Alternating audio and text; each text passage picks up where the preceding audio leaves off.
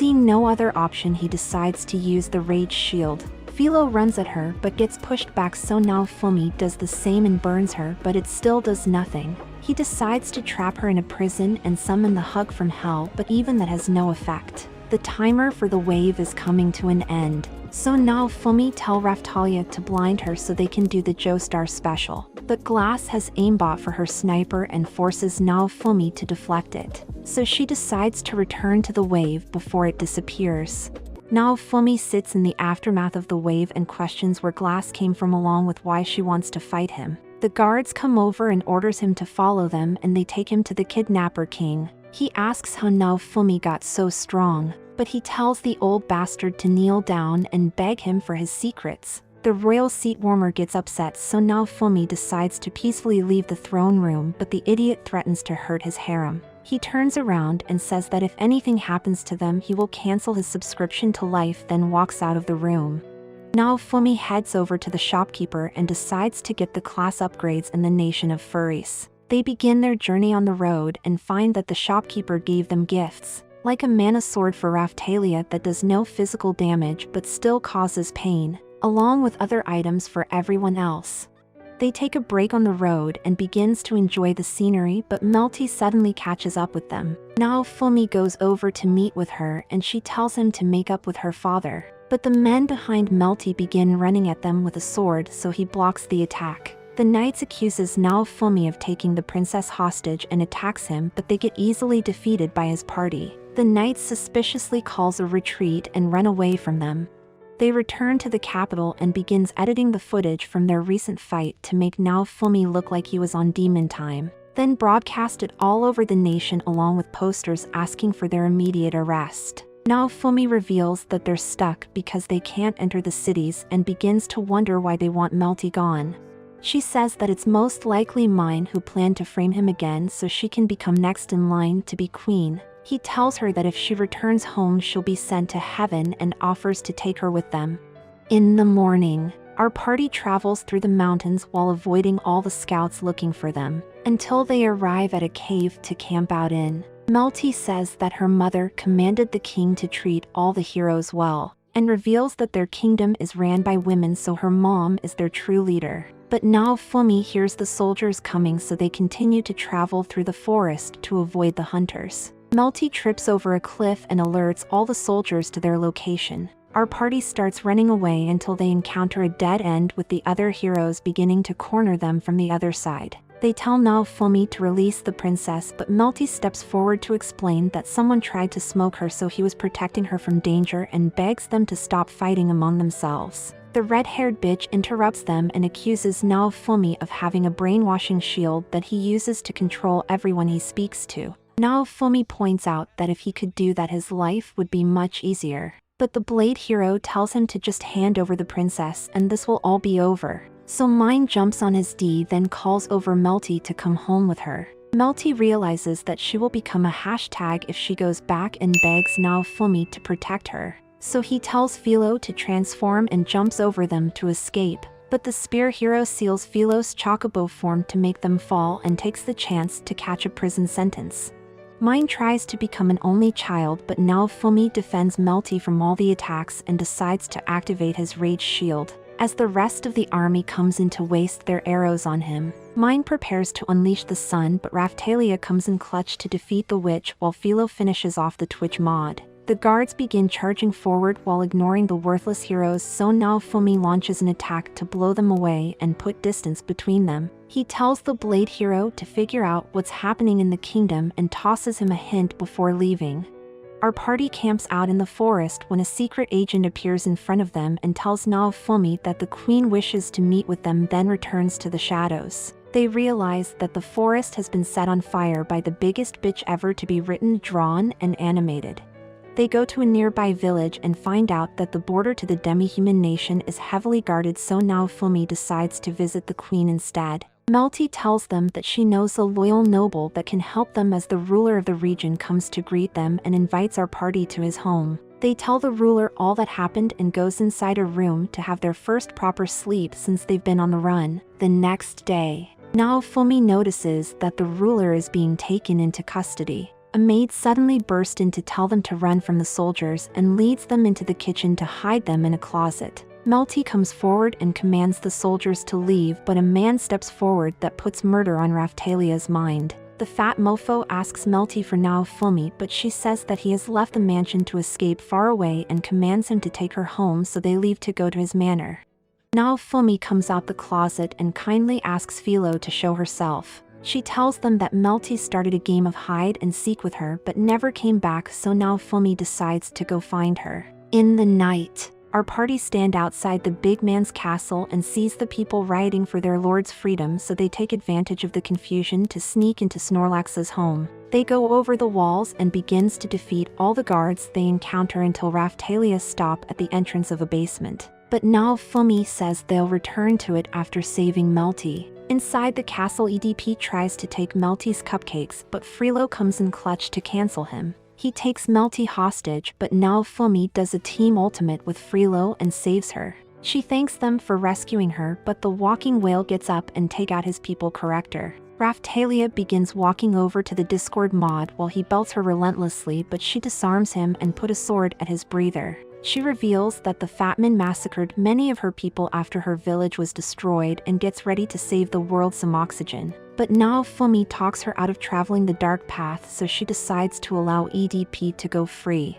He tries to make a comeback and manages to disarm her, but Raphtalia swaps to her secondary and penetrate him. He kicks her away but trips over his people corrector to smash against the glass and final destinations his way to the afterlife. Naofumi comforts Raphtalia as the ruler comes in and tells them to escape, so she carries the party to the place where EDP kept furries in the past. She begins going downstairs while remembering that after her parents passed away she promised not to cry anymore and began to motivate her village to rebuild everything that they lost. They pick up a flag that represented their village but spot soldiers that suddenly begin riding towards them. They started massacring the adults of the village while putting the children in carriages to bring to EDP's cupcake factory. He began to whip Raphtalia but quickly got bored because she refused to cry, so he swapped to a more cooperative victim to play with. Raphtalia goes over and tries to comfort her but finds that she's very ill. She tells Raphtalia that she wants to go home, so she makes her a flag to remind her of the good days they had.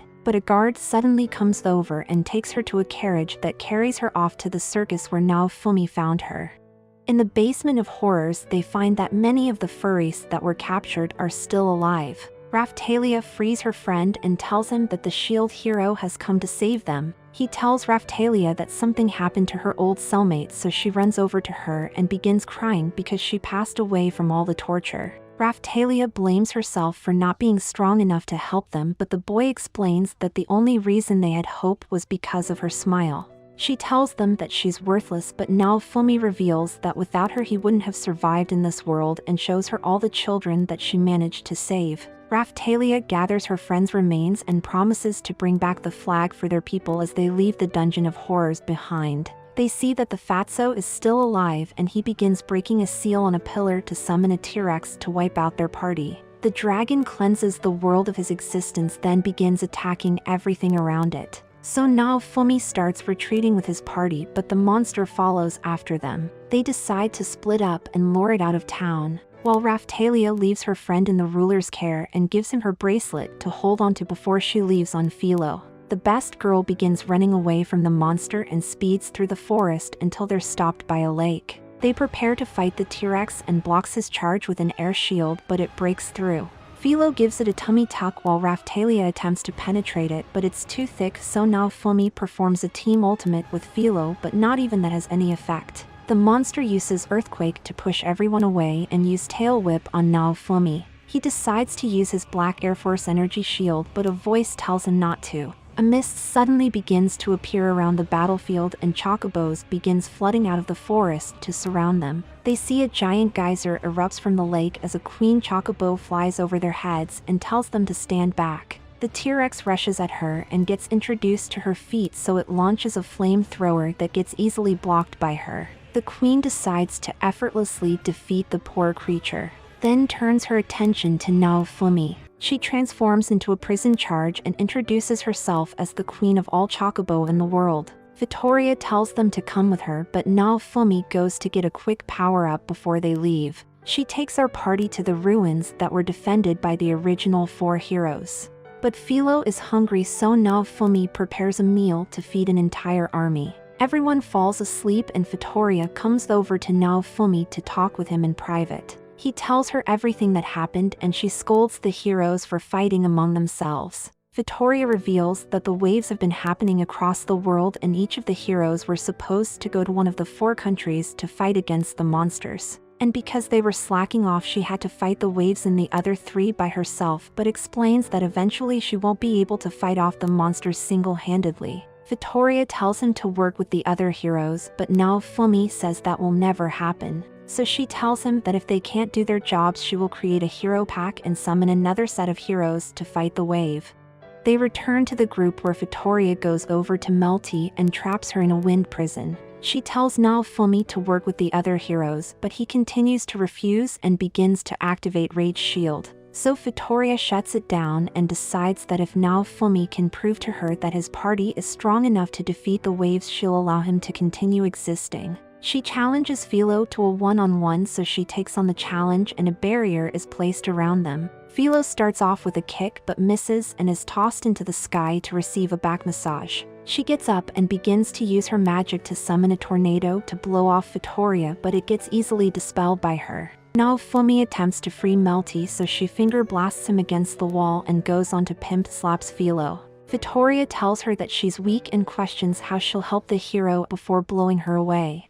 Philo gets back up, so Victoria begins absorbing all the mana around her. She charges at the queen, but she's stopped by a barrier, but Philo manages to push through and lands a blow on Victoria's face. She tells Philo that she won and frees Melty from the cage, then goes on to heal Philo, and summons a crown to name her as the new successor of the chocobos. Victoria turns to Naofumi and gives him access to the entire skill tree of the chocobo shield. In the night, they hold a celebration for Philo becoming royalty, where Victoria asks Naofumi why he didn't try to clear his name, and he explained that no one would believe him. She reveals that if even one hero passes, because they're too weak, the waves will become impossible for any of them to defeat. So he finally caves in and decides that he will try to work with them. Then she lies in his lap as it's revealed that her master was the previous shield hero.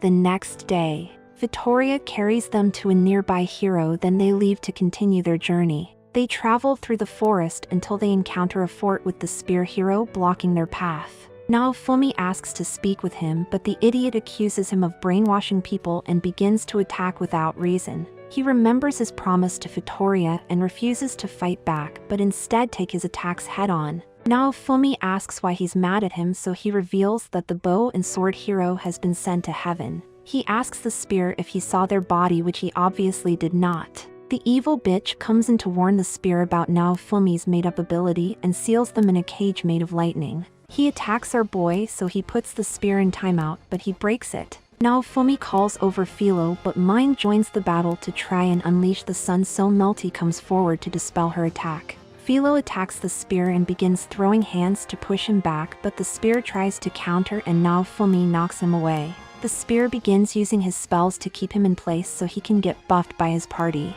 and throw a combo attack that Naofumi narrowly manages to block. Raphtalia joins the battle and distracts the spear so Naofumi can summon the Gok shield to suck out all his skill points, then calls over Philo to finish him off while Raphtalia cuts down the psychopath. The spear shames Naofumi for brainwashing his harem, so he calls over the 2 counts of prison to wipe out his entire party. Philo suddenly transforms to kick everyone over to Naofumi and tells him to put up all his strongest shields, as a giant laser comes down from the sky to shatter all the defenses he placed until it reaches Naofumi, who attempts to single-handedly fend off the attack. They stand in a giant crater as someone comes over and congratulates them for surviving. The Pope stands before them and explains that he's going to give them an invitation to God. Then blame all of it on the shield hero so the church can overthrow the queen and take control of the country. The Pope draws for his godsender and fires a blast that Naofumi barely manages to block. The Pope swaps out his sword for a spear, and it's revealed that long ago someone duplicated the weapons of the heroes, but even though it was strong, a large amount of mana was needed to power the weapon, so no one could wield it. The spear hero steps up and uses an attack that is blocked by a barrier, then doubles down on his stupidity by launching more attacks that also gets blocked. Two powerful skills suddenly comes down to break through the Pope's shield as it's revealed that the sword and bow heroes are still alive.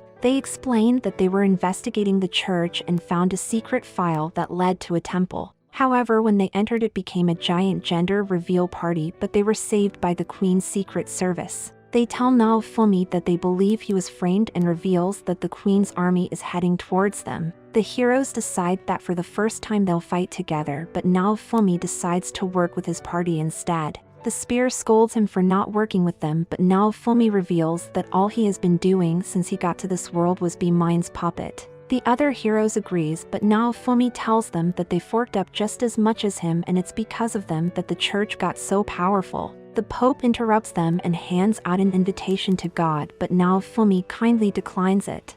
He reveals to everyone that he hates the heroes just as much as he hates the Pope, but he remembers his promise to Vittoria and decides that he'll work with them until they get through this fight. The Pope decides to use his domain expansion to summon a sanctuary around them, so the heroes begins to use their abilities, but they're all blocked until Philo and Raphtalia uses a tag team attack to land a blow on him, but he's immediately healed by his domain. Naofumi gets on Philo and grabs the spear hero to get close to the Pope. He tells the spear to attack him, then uses the counter spell to show him the light, but he wants all the smoke and use the sword to blow them off. Naofumi decides to activate his black force energy and gets confronted by all his anger. He begins to give in to his rage and is tempted to turn the world to ash. He starts walking forward while on demon time, but he hears Philo's voice and is confronted by all the happy memories he made in this world. All his harem comes over to break him out of the berserk mode and tells him that they'll always be by his side. Naofumi goes to the heroes and asks them to help him, and everyone begins to attack the Pope together and overwhelms him. The spear throws his rod to penetrate the holy man's no squares to allow Naofumi to rush towards him, and dodge his flame attack to absorb it into his shield, then unleash it upon the Pope to send him to hell. He recovers from the ass beating and begins to easily defeat the heroes with his holy weapon. The Pope changes to the bow and fires at the eclipse to trap everyone in a genjutsu that makes them begin to panic. He decides to end the fight with one more attack, but the Queen arrives on the battlefield and casts a spell to freeze the Pope in place and dispels the illusion. Naofumi takes the chance to use his rage skill to sacrifice the fluids in his body, to summon a bear trap that takes the Pope into the sky and unite him with the god he worshipped for so long. Like for a cat girl, subscribe for a waifu, and remember to stay swifty. Ew.